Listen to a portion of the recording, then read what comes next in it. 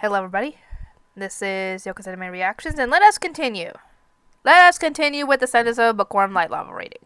Yes, I am doing 2 light novel readings at the same time. Or back to back, I should say. I can get it done, I just normally try not to when I have to work because I don't want to have a scratchy voice when I'm at work. Now let's continue. Exploring my home. 3 days had passed since I became mine. These were 3 very intense days I had survived. Severe, brutal battles I couldn't talk about without crying. First of all, I snuck out of bed to try and look around the house for books. But Mom found me and forced me back into bed. She got super mad. I tried several times to escape but failed every time. Every single time. It got so bad that she'd put me back in bed every time she saw me unless I was using the bathroom. In the end, I didn't get any chance to look for books. Not only that, but even though using the toilet was the only freedom offered to me, it too ended up a terrible struggle. The bathroom in this place was a chamber pot in the corner of the bedroom. Ew! To make matters worse, mine apparently couldn't use the toilet on her own before now. Great! Well, then again, she's a frail and sickly kid, so I can kind of understand that. So I had to relieve myself while a family member watched. No matter how much I screamed, "I can do it on my own, don't watch!" Nobody budged. They got mad at me asking what I'd do if I got pee everywhere.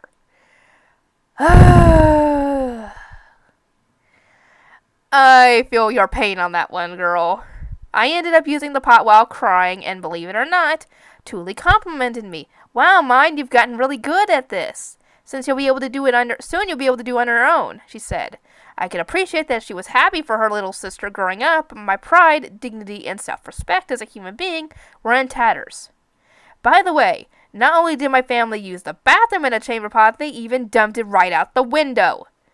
Unbelievable. Oh god, they never mentioned this in the anime, but apparently, I'm guessing that's what all families do. I'm surprised they didn't get hit with that stuff at some point. Like just walking around outside and then boom, you get hit in the head with a bunch of pee and poop. Ew! Nasty. Changing clothes was a fearsome struggle as well. I tried doing it on my own, but my dad, who I barely knew, all things considered, took charge and changed my clothes for me.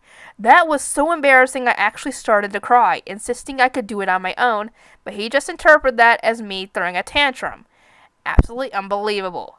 Since my original dad had died when I was young, I didn't really understand how to interact with a father. Although Mine's memories told me I loved him, I could only see him as a mean-looking, muscular guy. He was strong, super strong thanks to working as a soldier, and all my resistance was crushed before his might. Then again, if she hadn't been frail and sickly... No, actually, if he was just a regular guy, no super strength or anything, he still would have been able to do it. That's how frail and sickly she was.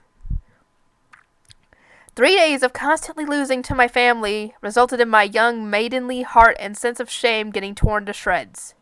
I'm a young girl. My family has to take care of me. This is just how things have to be. If I don't think like that, I'll just die. I can't take this any longer. This life is too much. Or so I screamed in my head. But there was really no helping my situation. Even if I ran away from home, a weak and sickly girl like me wouldn't be able to do anything on her own. You wouldn't even be able to make it out even if you made it out the door, you wouldn't be able to make it all the way down the stairs before collapsing, girl. I just ended up running through the streets in search of a shower, screaming in horror amid the waste raining from above. See? Until I eventually died miserably of hunger. Although it may have sounded like I had experienced nothing but failure here, that wasn't the case. I had my own small victories. For example, after being unable to bear my own filth, I asked Thule to wipe my body over with a warm cloth each day, and she accepted. I mean, if I'm going to get stripped anyway, why would I not have her wipe me clean? I'm past the point of shame here. I wonder if the people of this world have something against wiping each other's bodies. Thule looked at me really weirdly each time she did it. But I felt great.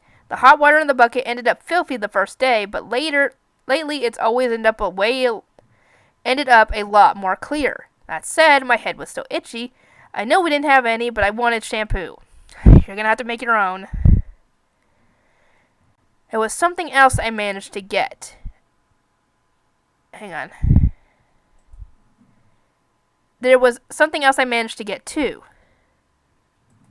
A hair stick to keep my hair together. I asked for a wooden stick to keep my long, straight hair from getting everywhere, and Tuli actually carved one out of a piece of wood for me.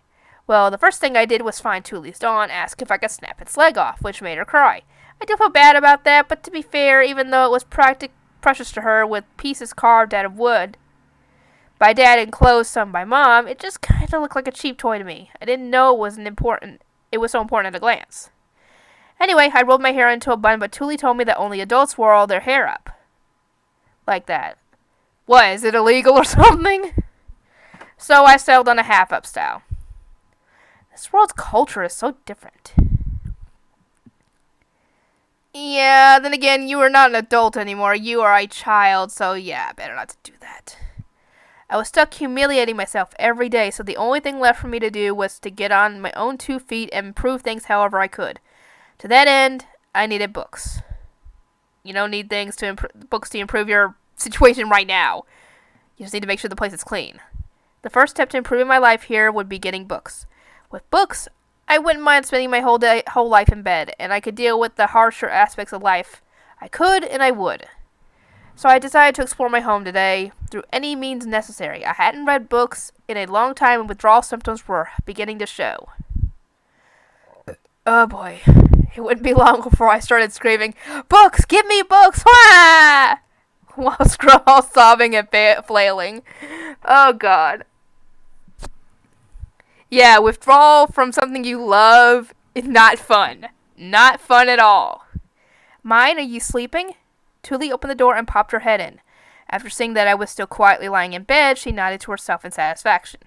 Over the past 3 days, I had constantly snuck out of bed after waking up and tried looking for books, so both Mom and Tuli, who had been taking care of me most of the time, were completely on guard. Tuli in particular was desperate to keep me in bed while Mom was at work throughout the day, since she had been entrusted with babysitting me. My small body was incapable of beating Tuli, no matter how hard I tried to run away. One day I'm gonna ascend out of here. What was that mine? I just said I can't wait to grow up. Tuli, naturally not noticing the true intent behind my sugar-coated words, gave a troubled smile. You'll get a lot bigger once your sickness goes away. You're sick all the time, so you barely eat. Sometimes people think you're 3 years old, even though you're already 5. What about you, Tuli? I'm 6 years old, but a lot of people think I'm 7 or 8, so I think I'll be okay. We were born a year apart, and there's this much of a difference between us? Looks like my ascension might end up being a little harder than I thought. But I won't give up. I'll clean this place up, eat carefully, and get healthy in no time. Mom went to work, so I'm gonna go wash the dishes. Don't get out of bed, okay? No matter what, you won't get better if you don't sleep, and if you don't get better, you won't grow. I had been acting nice for the past day in order to loosen up Tuli's guard, quietly waiting in bed for the moment she left. Okay, I'm going. Be good while I'm gone. Okay. I gave Tuli the answer she wanted, and she shut the bedroom door. Hurry up and leave. I quietly waited for Tuli to gather the dishes into a basket and take them outside. I didn't know where she washed them, but she knew she generally went outside for 30 minutes when doing so. Our house didn't have water, so I could extrapolate that there was a shared source of water outside somewhere. I heard the clink of a lock and then listened as Tuli's footsteps disappeared down the steps. Okay, it's hunting time. Tuli's definitely old enough to have a few picture books around the place, so I'll find some books in no time once I start looking. Definitely. No way there's a house without books in it. You're going to be disappointed. I probably wouldn't be able to actually read the book, but I'd be able to imagine what's going on from the pictures and guess what the words mean. Once Tuli's footsteps had completely vanished, I stealthily slipped out of bed. I winced a little after my feet touched the floor. It was covered in dirt and felt grimy. Ew, just making that makes my skin crawl.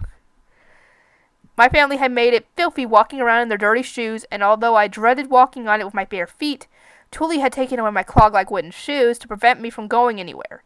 I had no choice. Well, finding books is more important than keeping my feet clean anyway. The bed, which I had been locked in for days due to my unrelenting fever, had a basket beside it filled with children's toys made from wood and straw, but no books. It would be a lot easier for me if they were just in here. I could feel dirt rubbing against the bottom of my feet each time I walked. It was normal in this family to keep shoes on in the house, so I knew nothing would come from me complaining. I knew it, but couldn't help myself. Will someone bring me a broom and a rag, please? Naturally, no one responded to my call, and neither a broom nor a rag magically appeared from nowhere. Am I already in trouble? To me, the biggest hurdle to exploring the house was the bedroom door. I could kind of reach the doorknob if I stretched really, really hard, but actually turning it was a lot harder than I expected. I looked around the room for something I could step on and noticed the large box that contained my clothes. I would have had no problem moving it back in my Irano days, but my hands were so small now that I couldn't make it budge no matter how hard I pushed.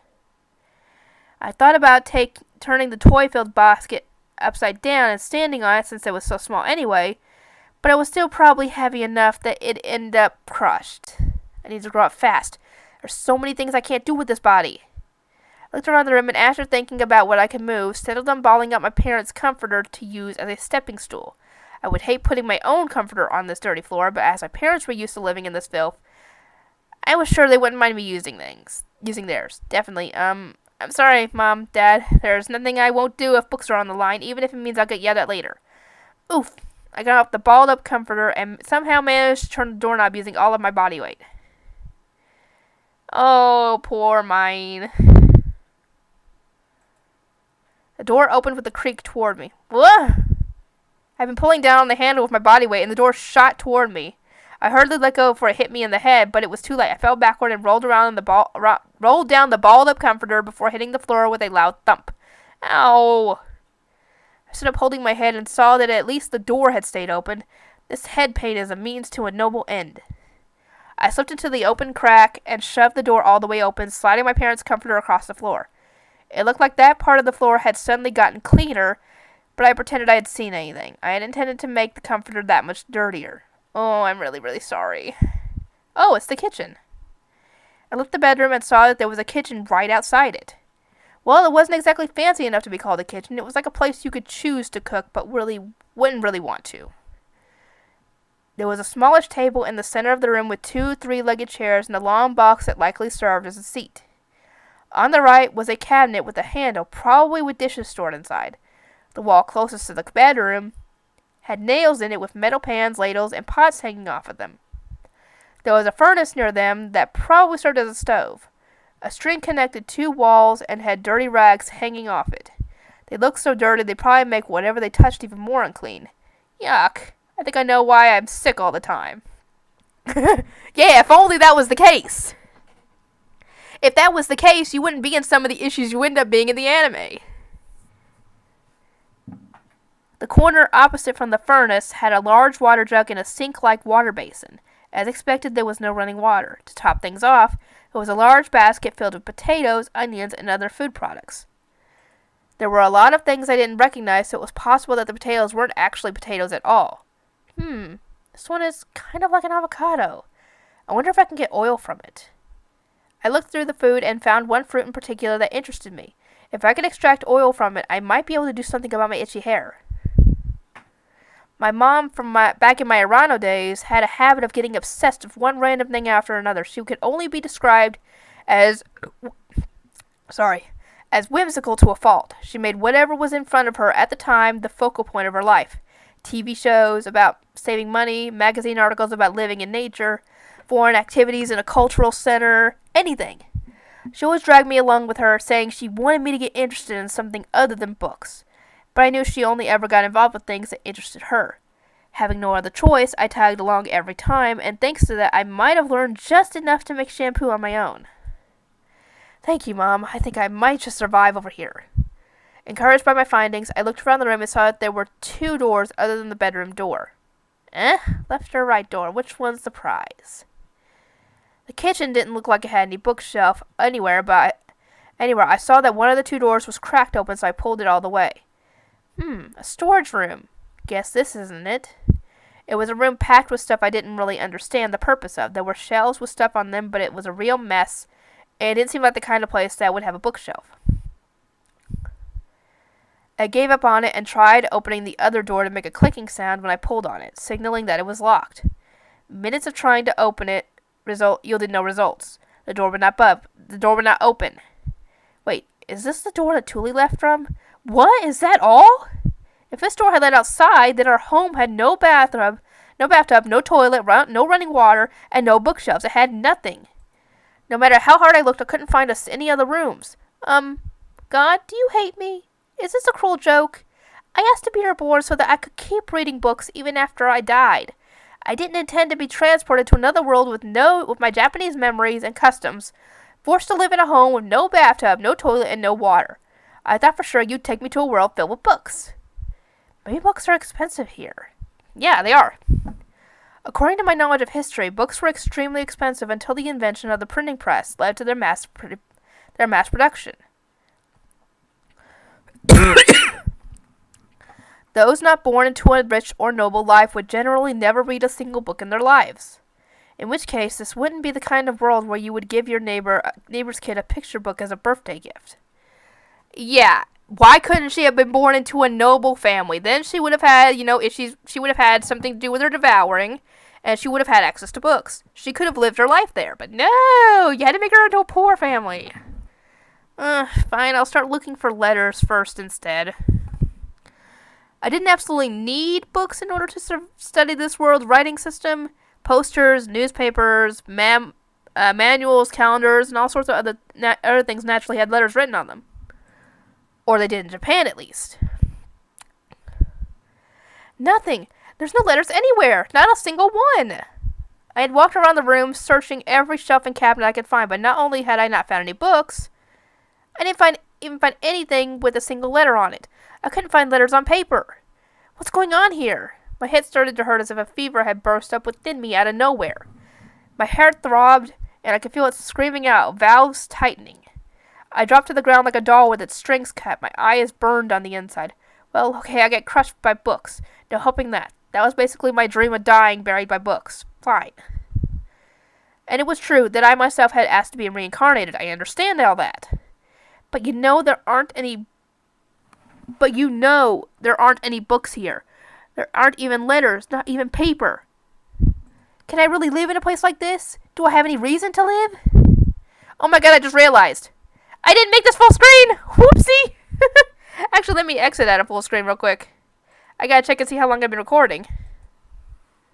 17 minutes. Okay. I am so sorry, guys. I forgot to put it in full screen. Whoops.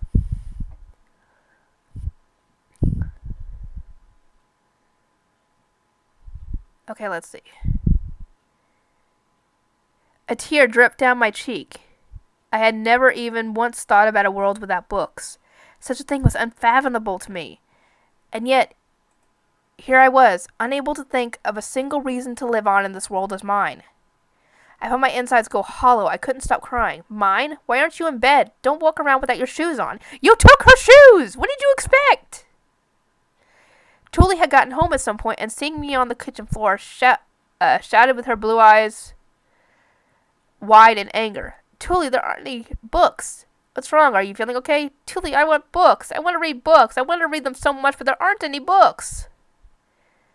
Tuli called out to me, worried, as tears dripped down my cheeks, but she was completely used to a world without books. She wouldn't understand my pain, no matter what I said to her. Is there anyone out there who can understand me? Anyone who knows where I can go to get books? Someone tell me, please. This will be a shorter one, guys. I don't know how long this one is. 1, 2, 3, 4, 5, 6, 7, 8, 9, 10, 11, 12, 13, 12 pages. 12 pages long. Yeah, that's gonna wait. That's gonna wait. So, I am sorry, guys. I didn't realize I had left it at a full screen. I'll see you guys next time.